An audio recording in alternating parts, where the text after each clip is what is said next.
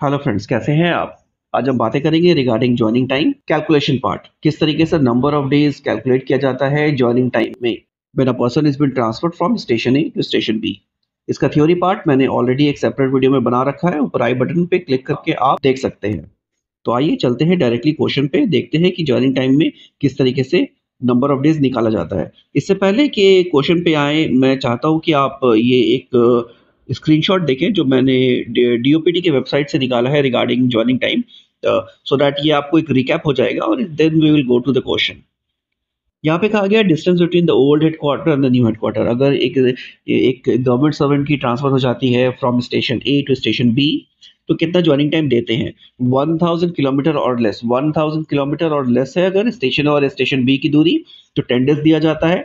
अगर उसमें 200 kilometre continuous road travel है तो वो 10 डेज इंक्रीज होकर 12 डे हो जाता है। 1000 से ज्यादा है, 2000 से कम है, तो ज्वाइनिंग टाइम 12 दिन दी जाती है। अगर 200 किलोमीटर रोड ट्रैवल है तो 15 दिन हो जाता है। और थर्ड पार्ट है, अगर 2000 किलोमीटर से भी ज्यादा डिस्टेंस है स्टेशन ए और बी के बीच में, तो वहां पे 15 दिन दी जाती है। लेकिन अगर ट्रैवलिंग वाया एयर है तो वो 12 दिन हो जाता है। और वंस अगेन, अगर 200 किलोमीटर रोड ट्रैवल है तो 15 दिन की दी जाती है।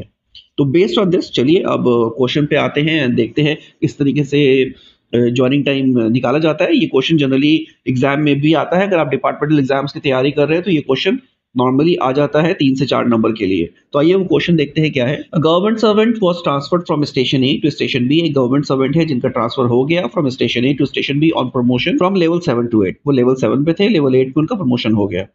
Distance between the two station is 1899 kilometre. So the distance कितना दिया है, 1899 किलोमीटर।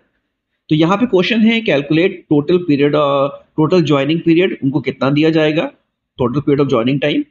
और सेकंड है the date by which the official should join his new post. किस डेट पे वो ज्वाइन करेंगे नए पोस्ट पे। अगर उनको रिलीव किया गया है ऑन द आफ्टरनून ऑफ 19 सितंबर 2023। यहाँ पे आफ्टरनून कहा गया है, इसके पीछे का क्या कंडीशन है कि अगर आफ्टरनून कहा गया है तो joining time start from the next day, और अगर फॉरनून है तो joining time start from the same day. यहाँ पे आफ्टरनून है तो the joining time will start from 28 सितंबर। तो पहला क्वेश्चन क्या है, total period of joining time. यहाँ पे total period of joining time कितना मिलेगा उन्हें, डिस्टेंस कितना है 1899 which is less than 2000 kilometre. So 2000 kilometre से कम है तो कितना दिन मिलेगा, 12 डेज। यहाँ पे तो कोई डाउट है ही नहीं, वेरी सिंपल, 12 डेज आपने निकाल लिया। तो 19 सितंबर के बाद उनको रिलीव हो गया, उनके ऑफिस में 19 सितंबर को रिलीव कर दिया गया। वो 12 दिन का ज्वाइनिंग टाइम लेंगे एंड देन 13th डे जाके वो ज्वाइन करेंगे। नॉर्मली इसी तरीके से सारे आंसर करते हैं। सो 19 सितंबर प्लस 12 डेज अगर आप निकालते हैं तो वो देखिए कितना हो जाता है 12 डेज। आप भी कैलकुलेट करके देखिए, 19 सितंबर पे आप अगर 12 दिन कैलकुलेट करते हैं तो कितना हो जाता है वो। 1 अक्टूबर आता है, 2 अक्टूबर को गवर्नमेंट सर्वेंट को ज्वाइन करनी है ऑफिस। लेकिन यहाँ पे क्या है, एक कैच है। ये क्वेश्चन दिया गया है अगर आपको तो there is some catch to it. 2 अक्टूबर नेशनल हॉलीडे होता है, a government servant can not join duty on that day. So यहाँ पे अगर आप 2 अक्टूबर लिखेंगे तो वो आंसर आपका रॉन्ग हो जाएगा, गलत हो जाएगा। If any holiday or a government holiday or a week off comes just after the joining time, the joining time is deemed to be extended. तो वहां पे गवर्नमेंट सर्वेंट कब ज्वाइन करेंगे, 3 अक्टूबर को, 2 अक्टूबर को नहीं करेंगे। तो इस क्वेश्चन में लिखा है the date by which the official should join the duty, तो वो हो जाएगा 3 अक्टूबर, 2 अक्टूबर नहीं रहेगा। चलिए same question, the same question we will consider. यहाँ पे क्या है, say the distance between this, distance बढ़ा देते हैं, से 2001 किलोमीटर। और यहाँ पे रिलीविंग डेट चेंज कर देते हैं, सिर्फ 2 चेंजेस करेंगे। पहला, जो डिस्टेंस है वो 2000 से ज्यादा कर दिया, और जो डेट है वो चेंज करके सपोज 10 जनवरी 2024 वेडनेसडे, 10 जनवरी 2024 वेडनेसडे वो रिलीव होते हैं, और डिस्टेंस है 2001 किलोमीटर। अगेन दोनों आपको निकालना है कि उनका ज्वाइनिंग टाइम कितना है और कब वो ज्वाइन करेंगे। तो फर्स्ट क्वेश्चन तो सिंपल है कि आप 2000 किलोमीटर से ज़्यादा है तो यहाँ पे आप उनको 15 डेज ज्वाइनिंग टाइम दे देंगे। और 10 जनवरी वेडनेसडे है तो आप यहाँ पे क्या करेंगे, आप कैलकुलेट करेंगे 10 जनवरी प्लस 15 डेज, तो वो हो गया 25 जनवरी।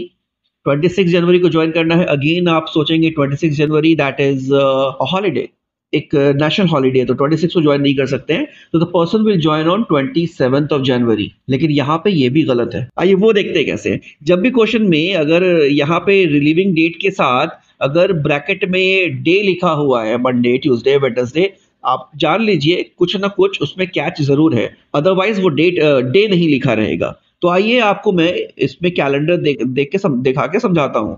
जनवरी की कैलेंडर ओपन करते हैं। यहाँ देखिए आप, उनका रिलीविंग कब हुआ, 10th ऑफ जनवरी को। तो 11th 12th 13, यहाँ से अगर आप 15 डेज कैलकुलेट करेंगे वो थर्सडे खत्म हो जाएगा।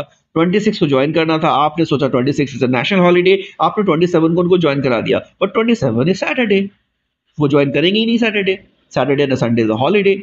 तो वो ज्वाइन कब करेंगे, that is on 29th of January. तो इस तरीके से जब भी आपके डिपार्टमेंटल एग्जाम्स में कोई क्वेश्चन आता है, तो अगर उसमें ब्रैकेट में वेडनेसडे लिखा है या फिर आपको बहुत ज़्यादा सिंपल दिख रहा है लेकिन उतना सिंपल होता नहीं है, कुछ ना कुछ उसमें ट्रिक होती है। चलिए ये सेम क्वेश्चन मैं आपको देता हूँ आपके लिए एज अ होमवर्क, आप इसको कमेंट सेक्शन में डाल सकते हैं।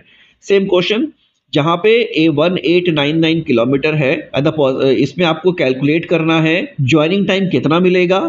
ओनली वन क्वेश्चन, आप कब ज्वाइन करेंगे मैं उस पर नहीं आ रहा हूँ, ज्वाइनिंग टाइम कितना मिलेगा 1899 पे ही, but when the person is transfer to NER region, north eastern region में कहीं उनका ट्रांसफर हुआ है। इस पर रिसर्च करें, स्टडी करें and give your answer in the comment box. I'll get back to you on this. Thank you for watching this video.